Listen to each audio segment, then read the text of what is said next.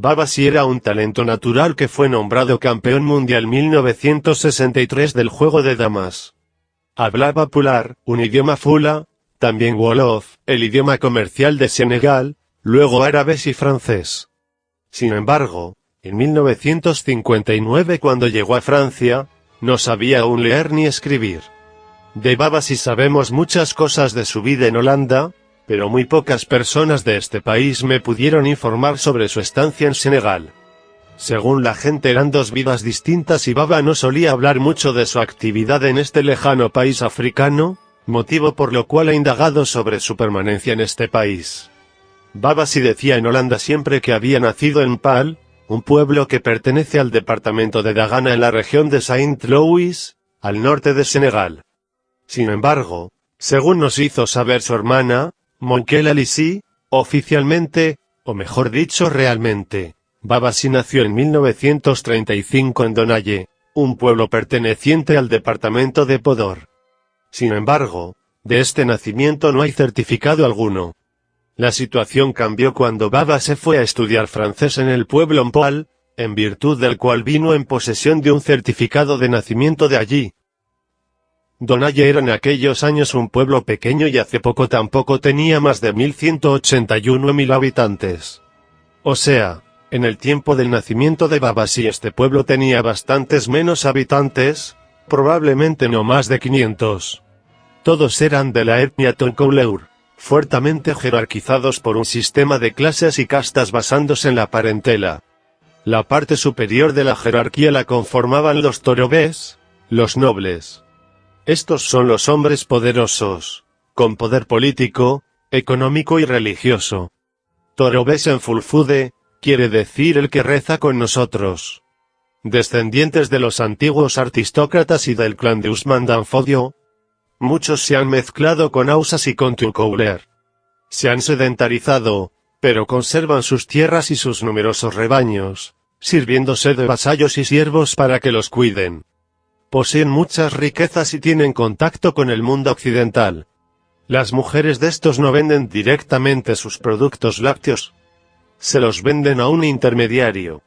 En el caso de Donaye, en el año 2000 la villa estaba compuesta de 54% de Torodbe, 8,5% de Subalbe, 9% de Guayilbe, 18% de Makube, 2,5% de Gayunkobe, et 6,75% de Peul.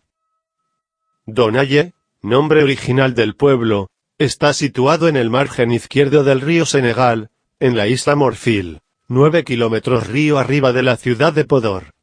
Es un pueblo histórico, donde el Hadji Tal organizó varios de sus sermones.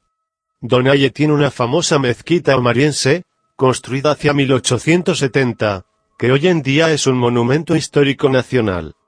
La villa de Donaye fue abandonada por sus habitantes en el año 1999 como consecuencia de las inundaciones desastrosas. La población se vio forzada a una permanencia definitiva en Taredji, un pueblo a una docena de kilómetros de distancia, en el interior del país. Hoy en día Donaye es una pequeña joya para los excursionistas, como los antiguos pueblos de la vecina Mauritania.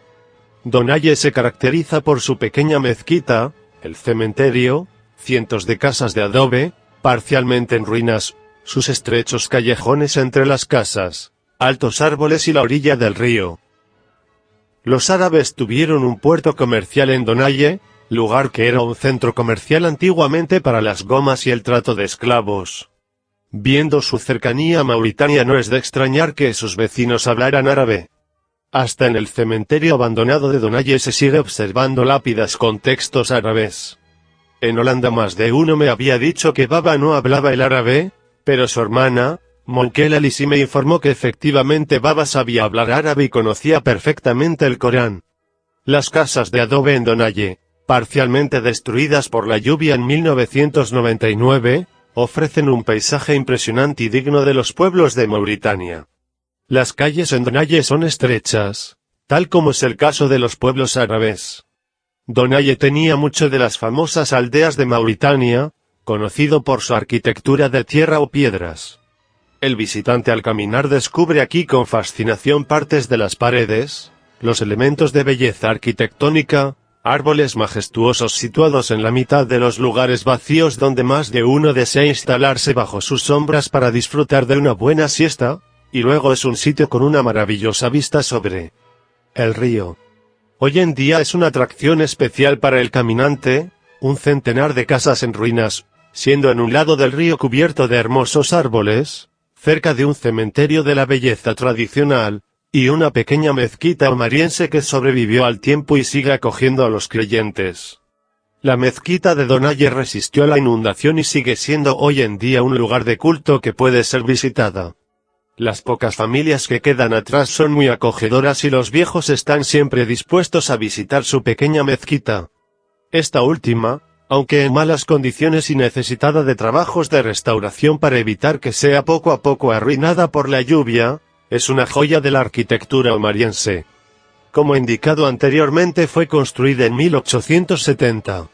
La influencia árabe en Donaye no se nota solamente por sus calles estrechas y su forma de construcción de las casas, ya que antes del año 1989 vivía mucha gente de Toucouleur en Mauritania que lógicamente tenía sus contactos comerciales con su gente al otro lado del río. Durante los disturbios de 1989 entre Mauritania y Senegal, muchos de los que fueron expulsados de Mauritania se habían establecido en el lado del río Senegal, entre ellos en el pueblo de Donaye. Los árabes solían vivir en casas de piedras y en menor medida en cabañas de paja. Esta influencia árabe se nota de sobremanera en las casas de Donaye.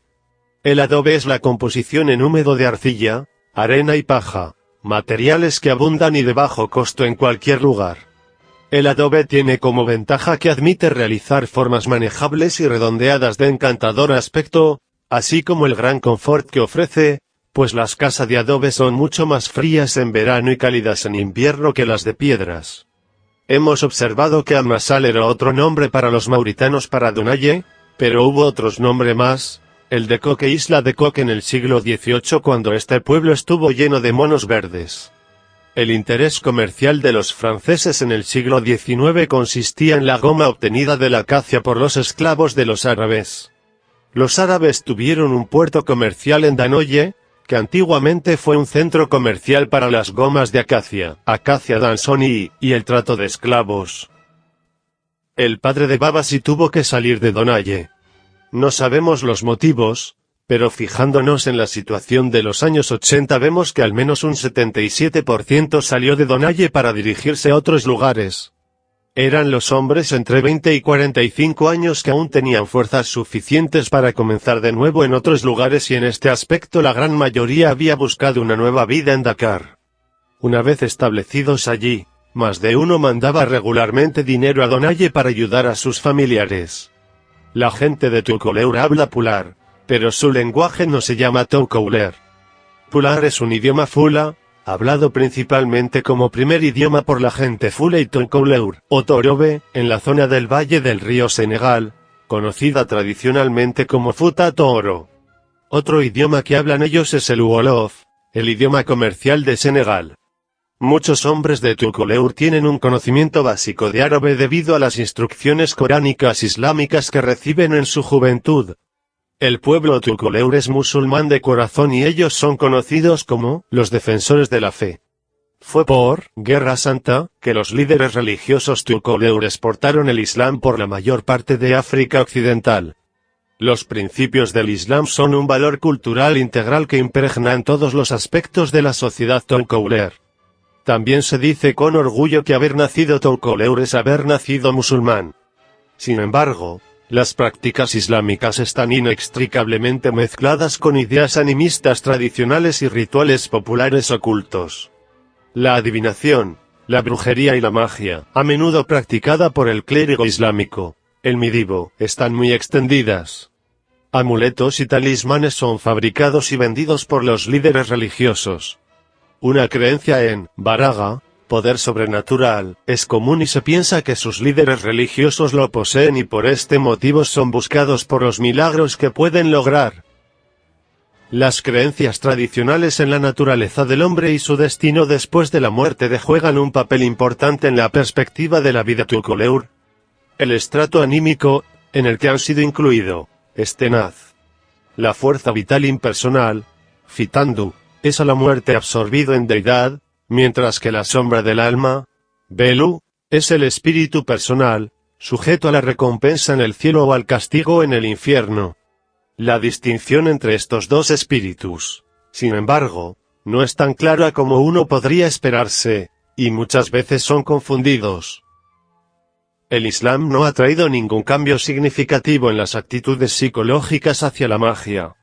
El poder sobrenatural, o baraga, puede ser poseído por un clérigo de renombre, o simplemente puede emanar de él, lo que refleja una fuerte influencia berberisca islámica. El pueblo Tukuleur tiene miedo a los malos espíritus. Ciertas acciones son tabú para evitar ofender a los espíritus, y amuletos y talismanes, bolsitas de cuero en el que se ha cosido trozos de papel que lleven los versos coránicos, se usan alrededor de la parte superior del brazo o alrededor del cuello o la cintura para defenderse de toda clase de mal. En el valle del río Senegal, la fabricación y venta de talismanes y amuletos es materia exclusiva de los clérigos Tukuleur. Desgraciadamente, incluso con el alto precio de estos talismanes nunca puede comprar la paz de la mente o la seguridad total. La brujería persiste a pesar del Islam. En el Futa cada pueblo tiene su propia familia de brujas reconocidas. Los de Tukuleur creen que la sustancia de brujas se hereda a través de las mujeres, pero que no afecta necesariamente a todos los niños. Las personas también hacen uso desinhibido de exorcistas que también pueden actuar como herbolarios y hacedores de lluvia. La adivinación florece con las personas más preocupadas por el poder del adivino que con la prescripción islámica. De hecho, en la mayoría de los casos, el adivino es un clérigo musulmán. La autoridad espiritual está centrada en los morabitos, los líderes religiosos y maestros. Es a través de estos hombres como se controlan las vidas de la gente. Desde la cuna hasta la tumba, una persona vive bajo la sombra del morabito. Ya sea para dar un nombre al nacer, para la educación, para la celebración de un matrimonio, para el entierro, para la curación o maldición, el morabito está siempre presente. No sabemos en qué año Babasi marchó a Ampal. Probablemente su familia se vio obligado a emigrar a este lugar, puesto que se sabe que el padre de Babasi se dedicaba en Ampal al cultivo de cacahuetes.